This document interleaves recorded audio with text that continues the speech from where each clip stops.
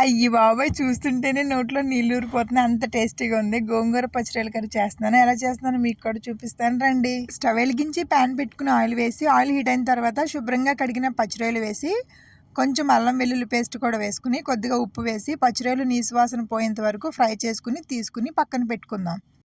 అదే ఆయిల్లో కొన్ని మసాలా దినుసులు వేసి బాగా ఫ్రై అయిన తర్వాత కట్ చేసి పెట్టుకున్న ఉల్లిపాయలు, పచ్చిమిరపకాయలు, కరివేపాకు వేసి 2 నిమిషాలు ఫ్రై చేసుకుని, ఇప్పుడు అల్లం వెల్లుల్లి పేస్ట్ కూడా వేసుకుని పచ్చివాసన పోయిన తర్వాత కట్ చేసుకున్న టమోటాలు కూడా వేసుకుని 5 నిమిషాలు ఫ్రై చేసుకుందాం.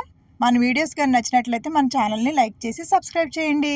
ఇప్పుడు మనం గోంగూరను కూడా ఉడకబెట్టుకుని ముందుగా ఫ్రై చేసుకున్న టమోటాలో వేసి మూత పెట్టుకుని 5 నిమిషాల పాటు మగ్గనిద్దాం.